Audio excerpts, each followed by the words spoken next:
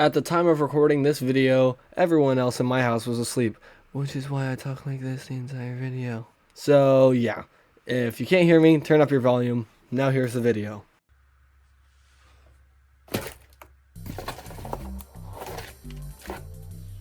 This one. What's up guys, welcome back to another unboxing and reviewing video, except this video, we're not unboxing anything, we're just reviewing. And in today's video, we will be reviewing Age of the Primes Red Alert. Now this is how he came in box. I'm going to get him into robot mode so we can review him like that, because that's how I record my videos, so. And ladies and gentlemen, here we have Age of the Primes Armada Red Alert in his robot mode. And at first you may be wondering, where the freak is his hand? Well, which one? If we turn him around and flip this up to look better and look on the inside of his calf, we got one hand, and then we look on the other one, we got another hand. Freaking hand storage. Weird, huh?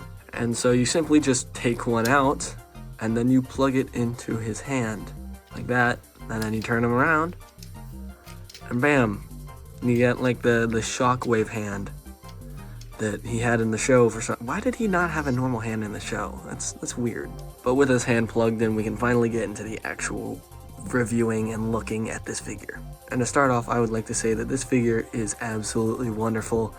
They pretty much nailed his show appearance down to his slutty little legs. I honestly don't know why they look like that. But considering the legs are kind of accurate to the show, and what is also accurate to the show is a certain little accessory on the back. Now you may be thinking, where's the accessory? Well, I'll show you. Simply flip this up, fold that down if that wasn't already down. Now you got a freaking gun, but there's a 5mm hole there. What goes there? This piece came with this figure, along with this little gun thing that I'm not even sure goes to Red Alert, so it won't really be in the video much. Whatever. Simply plug it into the 5mm hole, and then you have his frickin' gun that he has when he connects to his minicon in the show. Speaking of minicons, if you turn him around, he has a little port back here, which a minicon, like my C-Con, can actually plug into. It's kind of tight though, so you do have to force it. And I wouldn't leave him in there long, because this is clear plastic. So, take him out, and bam. Oh shoot. What does suck is that this little gun does not spring up like the original toy did. At least I assume it does. But to make up for that, we can actually take it off and put it into his hand. So now he has a cool looking shotgun. How cool is that? And of course you can get him into a variety of poses because this figure is quite posable. And now that I'm on the topic of posability, I will get into the articulation. We're going to start with his back gun because I don't want to start on the head this time. Obviously I showed you that it can fold out like this, but if you fold it like this, it can move back and forth. It can also rotate a little bit. It won't rotate that way, but it will rotate this way. Obviously a full little rotation is in order, so yeah. Then you'll flip it back down, but it won't go all the way in if it has this little accessory in, so you'll have to take that off and put it on any of the other 5mm pegs that are around his body, like on his arm and in his hand and on his calf and on the doors and on the hood. But I'm gonna set it down for the moment. Then moving to his head, he does have a full 360, but it is a bit difficult to move because the ball joint is very tight. Then he can move forward and back just so much because the ball joint is on a little movie thingy, whatever that thing's called, kind of like a wheel, allowing him to look up that far and down that far. And since we're on the head, I should go ahead and show you. He does in fact have light piping, which is freaking cool. Now moving to his arm, you can move it out all the way this way, in that way, but then you have to move the door because it moves with it sometimes. You have a full 360, a rotation at the bicep, 1, 2 at the elbow, and then 1, 2 again at the elbow. It's a double joint, I think. And then the hand can fully rotate. Then moving down to his waist, in order to move it, you'll have to untab that, and you can do a full 360 rotation, and then you just simply tab this giant medical backpack back on. Then moving to his legs, you can move it out and up that far, and then you move his backpack again, you can move it back that far. You can then move it up that much. You have a full thigh rotation. And then this is where it gets weird, because instead of there being a knee, there's a middle part right here. Like there's 3 sections of the leg. Regardless, the first section bends down that far. The second little bendy thing moves that much. If you want to move that, you can get a full like that, but that looks kind of dumb.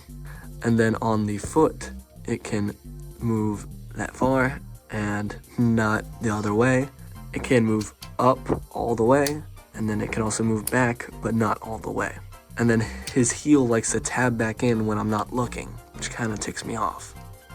And that is it for the articulation.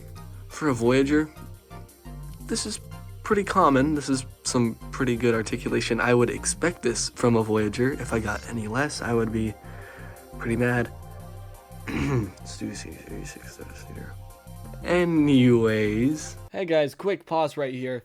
This was before Voyagers were either priced at $35 to $43.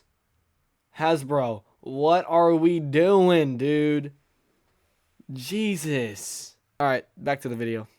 With articulation out of the picture, we can now get into his one other accessory, that being his other hand. Then we can take him around and grab his other hand thing and put it in the slot, and now he has a gun hand or something. I'm gonna be honest, I didn't really pay attention to his hands. I don't really remember what they do, but I would say it looks pretty good as, you know, a switch out hand, especially if a kid were to buy this and they lose the other hand. This would be a good second option, of course. But with that out of the way, let's get into the transformation. And here we have Transformers Age of the Primes, Voyager class, Armada, Red Alert in his vehicle mode. And boy oh boy, is this one cookie in a jar. This is beautiful. Every little detail here is spot on to the show, and I love it. I don't have many figures from Armada, even though it's arguably the best Transformers show of all time, but that's for a different video. It's for a different video. And I can say that this is a good start for any Armada collection. This isn't the start of mine. Okay, yeah, that's not for right now. All the paint feels tough and sturdy, so I don't think it'll chip anytime soon. But that clear plastic there, I don't know. But that aside, you look at the underneath and barely any of it hangs out, which is just actually the chef's kiss, man. Chef's kiss. Of course, the figure can roll because of the undercarriage clearance, if that makes sense. I don't really know what else to say. It's a good vehicle mode. It's accurate. Yeah. I almost forgot that if you want to, you can tab the shotgun part in right here and it'll look like an antenna. I don't know if you're supposed to do that because I didn't get instructions with this, but that's what I do. And I think it looks pretty freaking cool. And if you want to take this off and flip up the cannon, you can still do that. And then you just tab it in. There you go. Now you got a car with a cannon. Basically a Jeep with a gun tank on it. So yeah, that's about it for the vehicle mode. I'm gonna get him retransformed and I'm gonna rank him on my scales.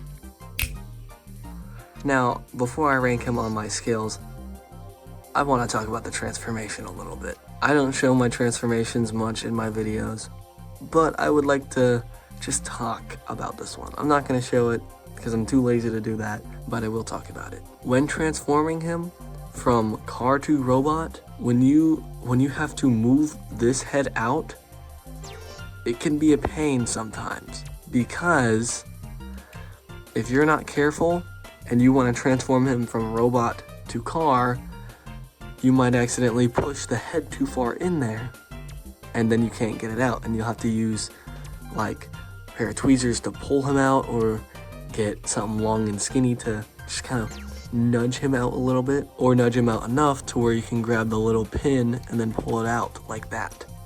So that's just a word of advice out there. Now I'm gonna rate this figure on my scales. Number 1, materials and quality. Everything feels wonderful. 8 out of 10. Robot mode, insanely accurate. I'm gonna give it a 10 out of 10. Vehicle mode, also insanely accurate.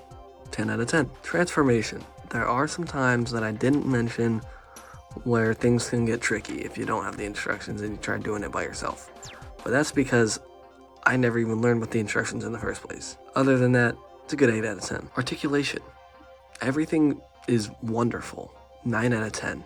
Just because I don't like the legs. Accessories. Absolutely beautifully sculpted hands, and the gun is freaking awesome, okay? So, I'm gonna give that a good 9 out of 10. I don't really know how I'm gonna rate the light piping. I think I'm just gonna rate it as light piping. As it is, the light piping is a good 9 out of 10. Overall review, 9 out of 10. Absolutely beautiful figure. If you guys can manage to still snag him in your local shops or stores or Walmart, Targets, I don't know, even Walgreens maybe, pick him up. He's a pretty good snag, and I'd say it's worth your time. Once again, this was stated before the outrageous Hasbro price spikes for Voyagers. Buy him if he's on like a $20 deal. Do not buy him at $40 freaking dollars. Okay? Alright, that's going to be the end for this video, guys. Peace out.